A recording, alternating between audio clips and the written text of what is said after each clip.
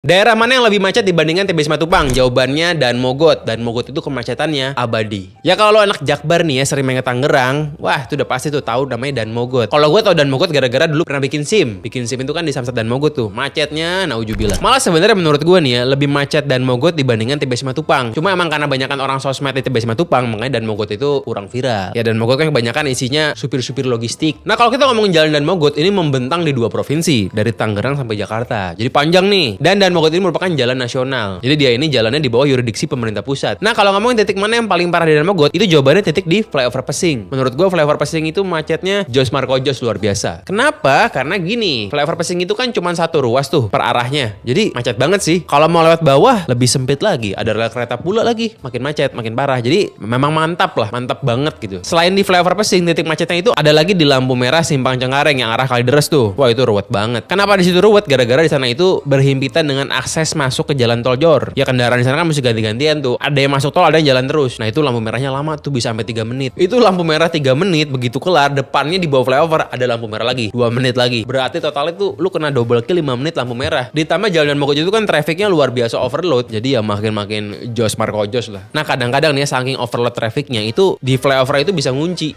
karena antrian lampu merahnya panjang banget sampai akhirnya nutupin jalan. Orang jadi nggak bisa gerak tuh. Dari kanan nggak bisa ke kiri, dari kiri nggak bisa ke kanan. Tapi untungnya nih ya Dan Mogot itu masih punya BRT. Jadi dia itu masih punya jalur TJ yang TJ khusus yang BRT. Jadi ya bisa dibilang masih punya transum lah. Karena kalau di TB Simatupang dia itu kan nggak ada BRT-nya. TJ-nya itu TJ biasa yang kena macet bareng-bareng juga sama orang lain nggak enak. Nah cuma lucunya itu BRT di Dan Mogot itu BRT-nya seperti bukan BRT karena semua orang masuk ke jalur busway-nya. Ini kan aneh gitu loh. Jujur nih ya kalau di Jaksel lu masuk ke jalur TJ itu perasaan bersalahnya tuh kuat banget. Kenapa? Gara-gara dikit yang ngelakuin kesalahan kayak begitu. Coba deh kalau lu berani masuk ke jalur TJ di Ragunan yang ke Kuningan. Oh malunya luar biasa karena yang ngelakuin itu sangat sedikit. Tapi kalau di Dan Mogot nggak bakal malu karena semua orang ngelakuin hal demikian. Banyak. Mungkin saking macetnya kali ya. Ya kalau misalnya TJ-nya itu nggak steril meskipun BRT, siapa yang mau naik? Itu kan bukan BRT berarti. Ya selain macet pun kadang-kadang kalau musim hujan kali di samping itu bisa meluap. Ya kalau sampai banjir ya wassalamualaikum. Makin macet parah lah. Kalau ditanya apa solusi di Dan Mogot? Ya jujur gue juga nggak tahu sih. Tanya sama siapa ya? Tanya sama Menhub lah. Ini kan jalan nasional nih, Menhub harus turun tangan. Gabung-gabung lah kolaborasi Menhubnya, Mas Pramnya sama Andra Sony itu. Apa enaknya dibikin MRT aja? Kalau kita mau ngimpi nih ya bikin MRT dari kota Tangerang lewat Dan Mogot sampai ke Harapan Indah karena Harapan dari Bekasi itu merupakan daerah Bekasi yang belum dapat akses kereta tuh, masih agak jauh dia kan. Jadi kalau kita mau menghayal kayaknya boleh juga tuh. Andaikan bikin MRT itu segampang main game City Skyline. Oh itu udah gue bikin tuh.